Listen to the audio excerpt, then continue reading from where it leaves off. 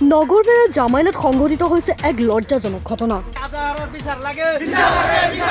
জামাইলাৰ হেকেৰাতৰী গাঁৱৰ আজহাৰ আলী নামৰ এটা লম্পটে নিজৰে পুত্ৰ বোৱাৰীক ধৰ্ষণ কৰাৰ অভিযোগ উত্থাপন কৰিছে স্বয়ং ধৰ্ষিত বোৱাৰীগৰাকীয়ে।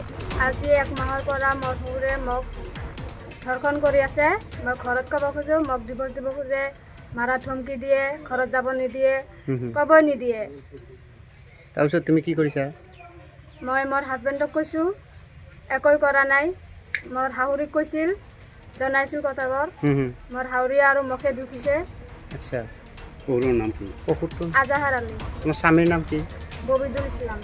বিগত এমাহ ধৰি শহুৰ আজহাৰ আলীয়ে বোৱাৰীগৰাকীক ধৰ্ষণ কৰাৰ অভিযোগ উত্থাপন কৰিছে ভুক্তভোগী বোৱাৰীগৰাকীয়ে। ঘটনাক কেন্দ্ৰ কৰি তীব্ৰ ক্ষোভ ব্যক্ত কৰিছে স্থানীয় লোকে। ইপিনে ধৰ্ষণকাৰী আজহাৰ আলীয়ে ফাঁচীৰ দাবীত প্ৰতিবাদ সাব্যস্ত কৰে ৰাইজে। ঘটনা সন্দৰ্ভত স্বামী ববিদুল ইছলামক অৱগত কৰোৱাৰ পাছতো কোনো ব্যৱস্থা গ্ৰহণ নকৰাৰ অভিযোগ ধৰ্ষিতা বোৱাৰীগৰাকীৰ।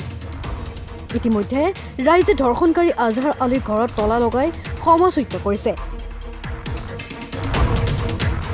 কেৱল এয়াই নহয়, আজহাৰ আলীৰ ঘৰত ড্ৰাগছৰ ব্যৱসায়ৰ লগতে নাৰী দেহৰ ব্যৱসায় চলোৱাৰো অভিযোগ উত্থাপন কৰিছে স্থানীয় ৰাইজে। ঘটনাস্থলীত নগৰবেৰা আৰক্ষী উপস্থিত হৈ পৰিস্থিতি নিয়ন্ত্ৰণ কৰাৰ লগতে সমগ্ৰ ঘটনাৰ বুজ লয়। উক্ত ঘটনাক কেন্দ্ৰ কৰি এতিয়া ধৰ্ষণকাৰী আজহাৰ আলীৰ পক্ষৰ মহিলা আৰু নিৰ্যাতিতা মহিলাৰ পক্ষৰ মহিলাৰ মাজত তয়াময়া মাৰপিটৰ ঘটনা সংঘটিত হয়।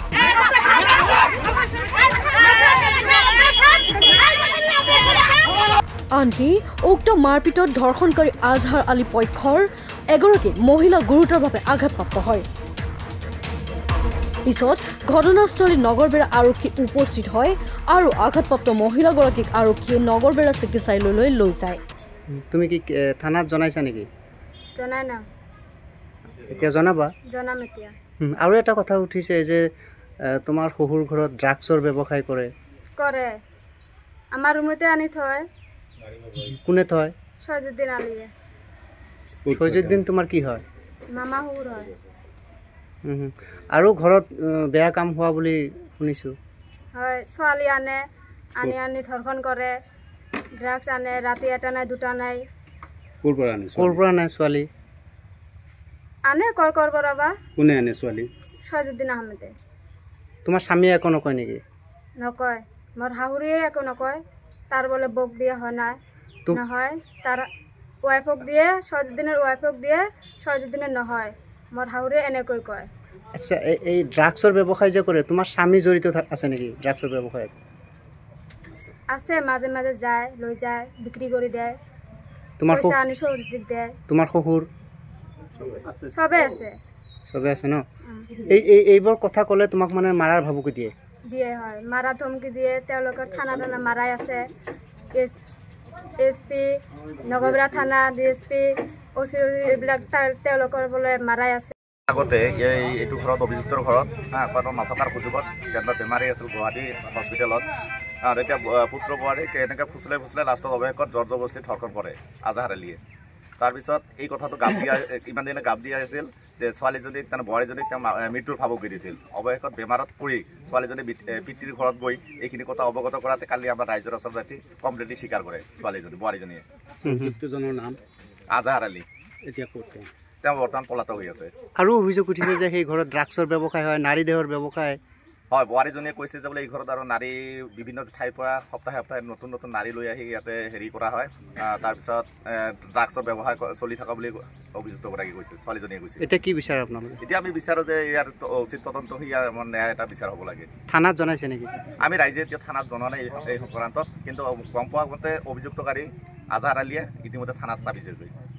মানে এই যিটো মানে এই ড্ৰাগছৰ ব্যৱসায়, ধৰ্ষণৰ ব্যৱসায়, সেইসকললৈ আমি হয়তো প্ৰশাসনৰ মানুহৰ লগত আলোচনা বিলোচনাৰ মাধ্যম দি আমি মানে আইনৰ সহায় আশ্ৰয় ল'ম বুলি ভাবি থাকি এখন কিবা এজাহাৰ লিখি আছিলোঁ। ঠিক এই মুহূৰ্তত যেনিবা টাউনৰ মানে তিৰোতা কেইজনমান আহি বেয়া অশ্লীল ভাষাৰে গালাগালি কৰাত সিহঁতৰ কিবা অলপ হতাহতি হ'ল।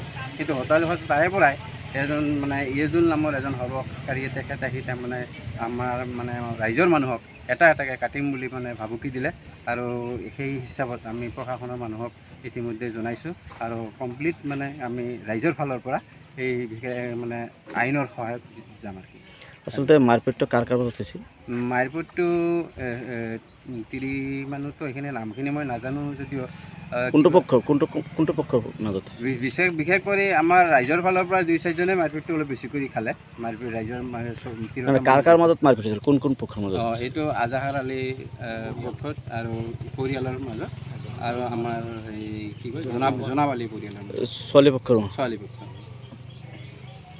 বোৱাৰীক যিটো শহুৰকে যে ৰেপ কৰিছিল বা ধৰ্ষণ কৰাৰ অভিযোগ উত্থাপন হৈছিল সেই ঘটনা কেন্দ্ৰকে মাৰপিট হৈছে হয় এইখিনি কেন্দ্ৰকৈ মাৰি গৈছে এতিয়া আৰক্ষী আহিছে কি দাবী জনাব আমি আইনৰ ওচৰত সহায় বিচাৰিছোঁ ৰাইজে যাতে আইনে যাতে ইয়াৰ উপযুক্ত বিচাৰ কৰে আমি যাতে সুবিচাৰ এটা পাওঁ